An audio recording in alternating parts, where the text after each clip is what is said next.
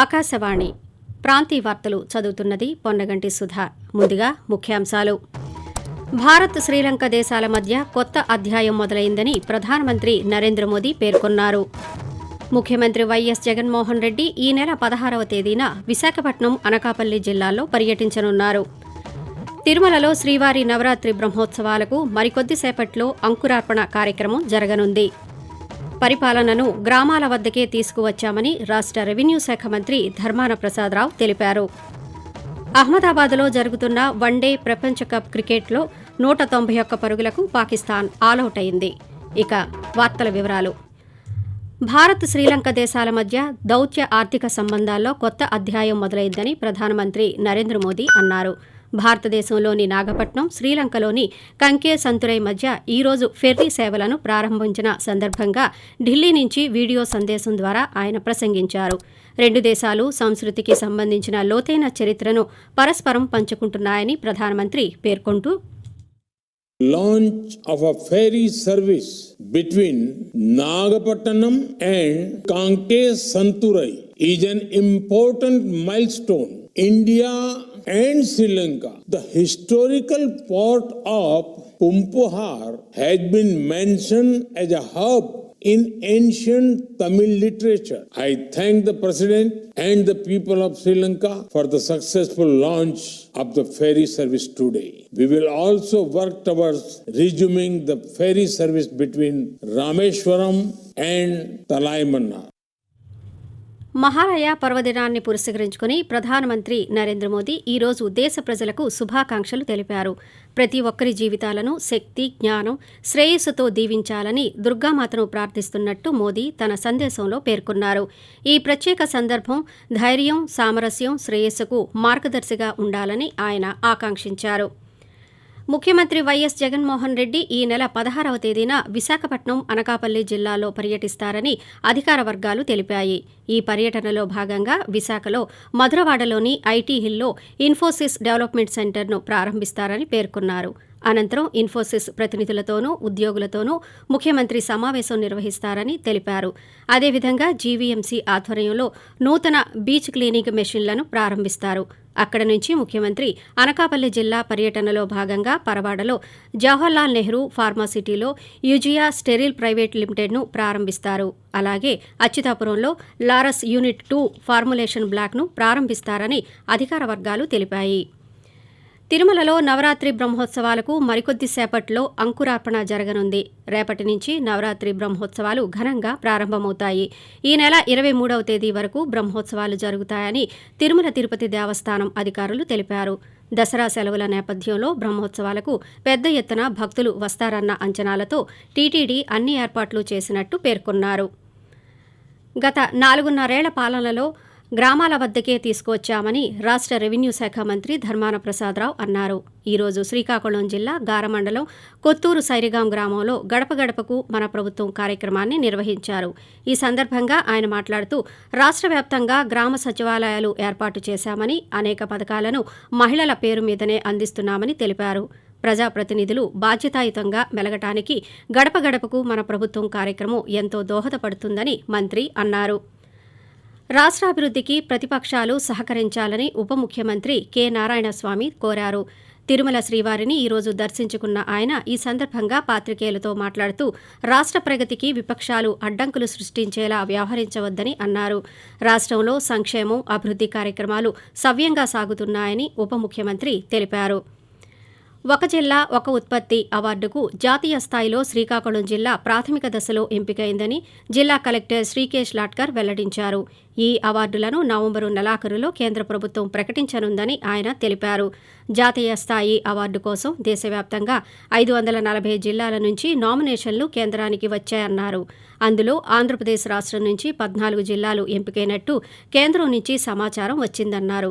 కాగా జాతీయ award nomination పరిశీలనలో భాగంగా ఢిల్లీ నుంచి కేంద్ర బృందం సభ్యురాలు ఆరాధన శర్మ ఈరోజు శ్రీకాకుళం జిల్లాకు వచ్చారు.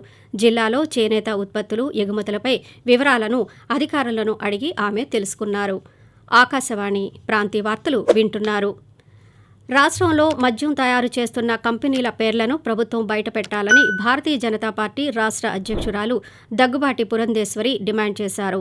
విజయవాడలోని బీజేపీ ప్రధాన కార్యాలయంలో ఈరోజు పాత్రికేయులతో ఆమె మాట్లాడుతూ నాసిరకం మద్యం కారణంగా రాష్ట్రంలో చనిపోయిన వారి వివరాలను కూడా బయటపెట్టాలని ఆమె కోరుతూ, ఎస్జిఎస్ అనేటువంటి ఒక ల్యాబొరేటరీ చెన్నైలో శాంపిల్స్ పంపించినప్పుడు వారు చేసినటువంటి టెస్ట్ ద్వారా తెలిసినటువంటి విషయం ఏమిటంటే స్కాప్రాన్, పైరాగలాల్ అండ్ వాల్కెనిన్ అనేటువంటి పదార్థాలు ఈ మద్యంలో ఉన్నాయని, వాల్కెనిన్ అనేటువంటి పదార్థం పక్షవాతానికి దారితీస్తుందని, పైరాగలాల్ అనేటువంటి పదార్థం ఏదైతే ఉన్నదో అది క్యాన్సర్ వస్తుందని, ఇదంతా స్పష్టంగా వారు ఈ టెస్ట్ రిజల్ట్స్ లో వారు ఇవ్వడం జరిగింది.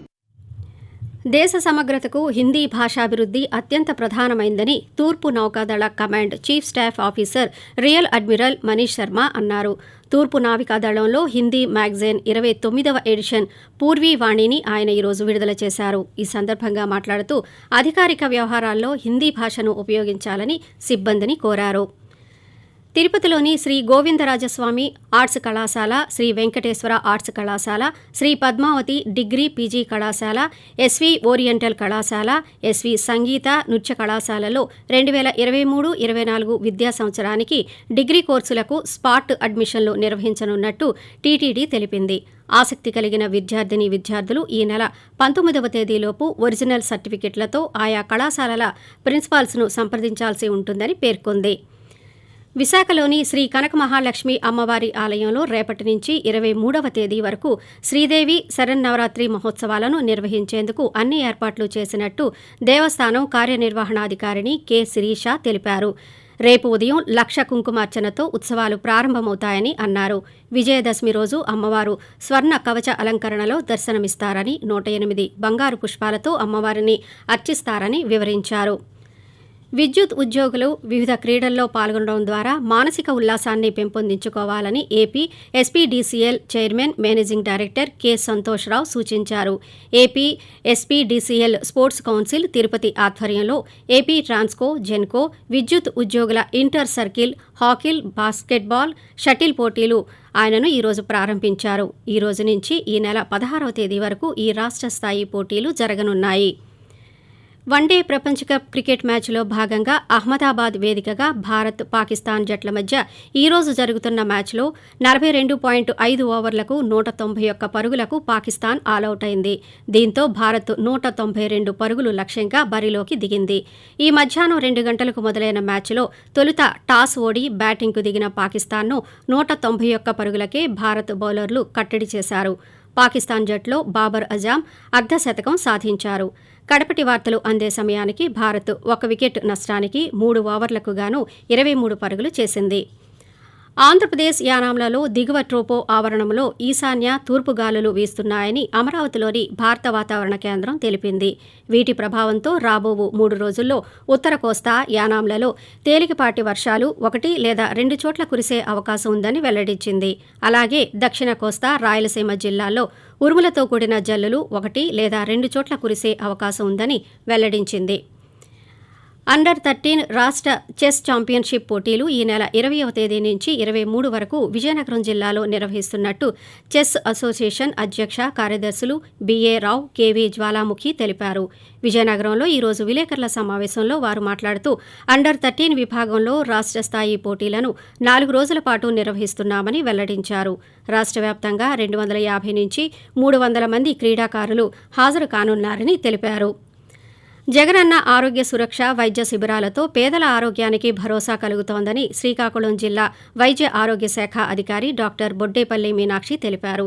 ఈరోజు శ్రీకాకుళంలో ఆకాశవాణితో మాట్లాడుతూ జిల్లాలో ఇంతవరకు 320 వైద్య శిబిరాలు ఏర్పాటు చేసినట్టు వెల్లడించారు.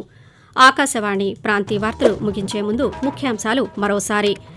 భారత్, శ్రీలంక దేశాల మధ్య కొత్త అధ్యాయం మొదలైందని ప్రధానమంత్రి నరేంద్ర మోదీ పేర్కొన్నారు. ముఖ్యమంత్రి వైఎస్ జగన్మోహన్ రెడ్డి ఈ నెల 16వ తేదీన విశాఖపట్నం, అనకాపల్లి జిల్లాల్లో పర్యటించనున్నారు. తిరుమలలో శ్రీవారి నవరాత్రి బ్రహ్మోత్సవాలకు మరికొద్ది సేపట్లో అంకురార్పణ కార్యక్రమం జరగనుంది. ఆకాశవాణి ప్రాంతీయ వార్తలు ఇంతటితో సమాప్తం.